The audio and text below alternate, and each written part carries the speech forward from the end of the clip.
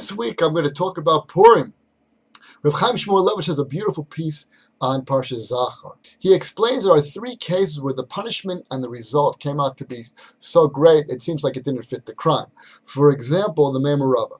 By Moshe Rabbeinu hitting the rock. He was told to speak to the rock and water was supposed to come out. Instead he hit the rock.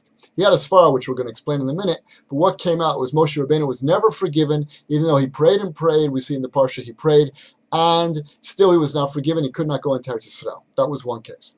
The second case was Meraglim, the spies. The Jewish people wanted to send spies into Eretz Yisrael to check it out. We're going to explain in a minute also what their intention was, but what came out from that was they were kofar b'ikr. There was a gezerah against them, a decree against them. For 40 years they had to stay in the desert until the whole generation passed away. And the third case was the case of Shaul. He was told to wipe out Amalek, and he didn't do it. He kept some of the animals alive. He was told to totally wipe them out. He didn't totally wipe them out. And what came out from there was that Shaul lost his kingship that was given over to David, even though David also sinned, but this sin was too great. So we're going to explain what's so great about these three things, that they produce results beyond what appears to be the cause. So the common denominator between these three cases is what's called in Yiddish the Ibra Chacham. He outsmarted himself. They outsmarted themselves. They thought too much, and that's why bad things came out. For example, by the Memorava, by Moshe hitting the rock, well, the Jewish people knew that that was the rock that he was supposed to speak to. So instead, he figured he would just hit a different rock. That was his cheshbon. But we see he didn't listen to what Hashem said, and that's why he was not forgiven. He didn't listen. He should have listened to exactly what Hashem said. The second case was by the spies. The spies also had a svara. The Yalkut Shmoni tells us that their intention was like this. The pasuk says that they were supposed to yoresh b'kol tov. When they got to Eretz Yisrael, they were going to inherit a lot of good. The spies knew that was going to happen. As soon as they found out the Jewish people were coming, they were going to hide all their gold and all their riches and put it in caves. They wanted to go and check it out so there shouldn't be a chilo Hashem, and people say, hey, where's the money?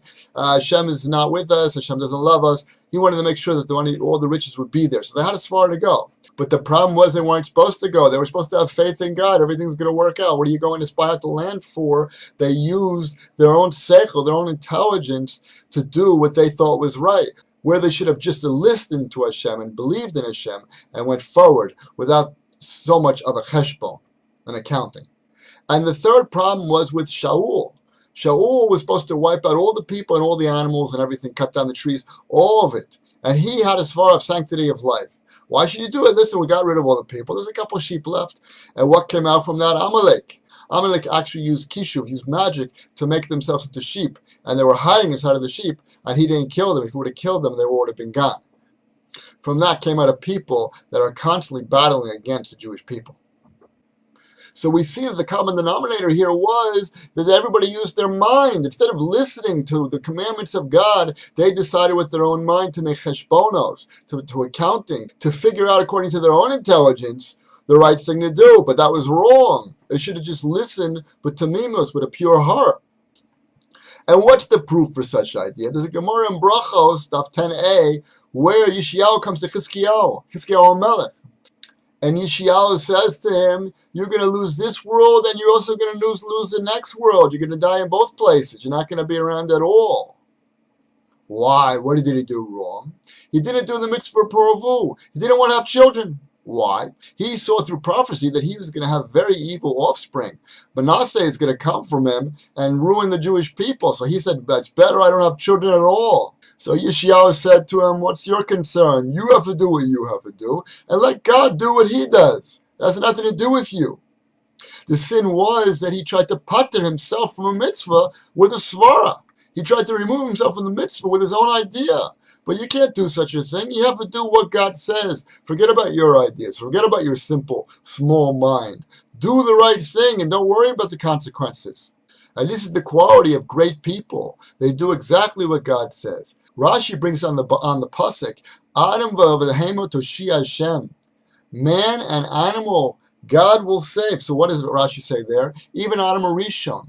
Even Adam Rishon, who could see from one end of the world to the other, who had an intelligence that's way beyond our intelligence, still, he have to serve God like an animal. What do you mean serve God like an animal? Just do what you're told. Stop thinking too much. Stop making cheshbonos. Do what it says.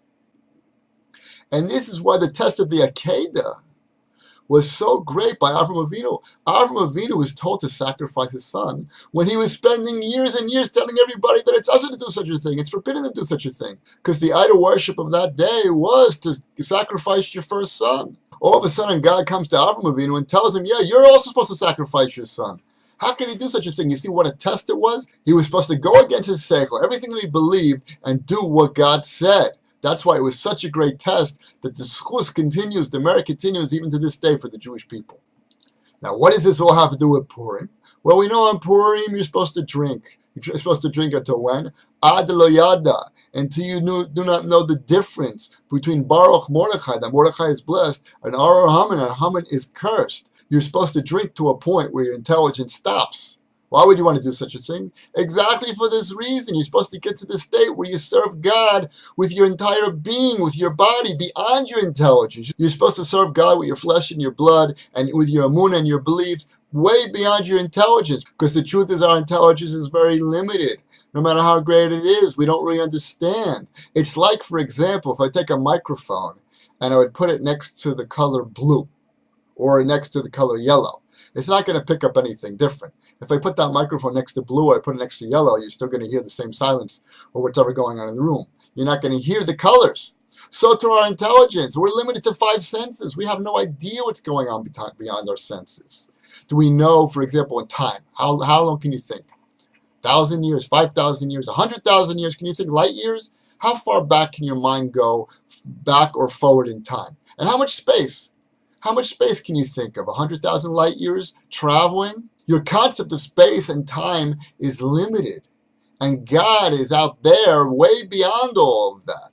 So we have to serve God, not with just our 5 senses, even beyond our 5 senses, with our essential, eternal being.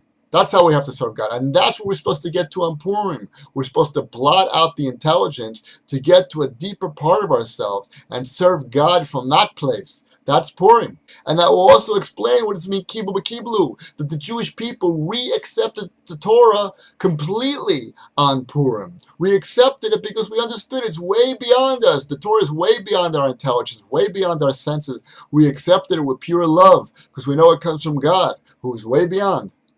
The Chavetz Chaim explains in next week's Parsha, when Moshe Rabbeinu said, Mila and Shem Elai, he said, who didn't do the Chet HaEgel? And the Leviim stood up and they said, we. So the Chavetz Chaim brings the Yalkut Shmoni that explains what was the mile of the Leviim. Moshe Rabbeinu was asking, who served Hashem with their whole being, without cheshbonos, without thinking what's going to be? And the Leviim stood up and said, we did. That's how Yalkut Shmoni explains that passage. And we also know by the Sheva Mitzvahs of B'nai Noach, the 7 mitzvahs of B'nai Noach, the Rambam explains there that if a Gentile would do those 7 mitzvahs because he thought they were right, it means nothing. He has to do them because Hashem commanded them. If you want to makabel upon yourself the 7 mitzvahs or all of the Torah, you have to accept it because it's God's Torah, not because you think it's right with your small intelligence. The Ramchal explains in his introduction to Derek Tavunos that a person is very limited what he understands. For example, there's certain aspects of things which you see and you understand. If you look at a table, you know what it's for. But if you look at a plane, you don't know what it's for. There are certain things you can look at them, you know how old they are.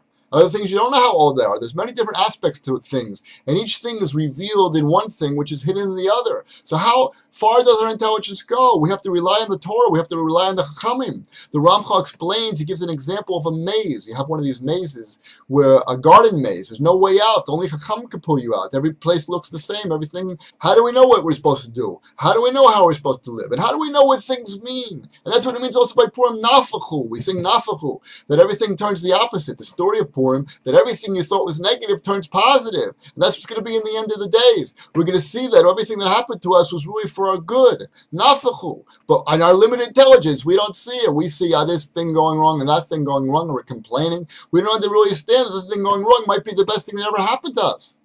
It's only years later that we understood why that happened.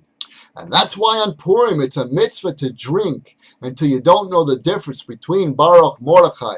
Blessed is Mordechai Baruch Haman, and cursed is Haman. You can't tell the difference between good or bad, right and wrong. That's the mitzvah of Purim, to serve God from your inner being.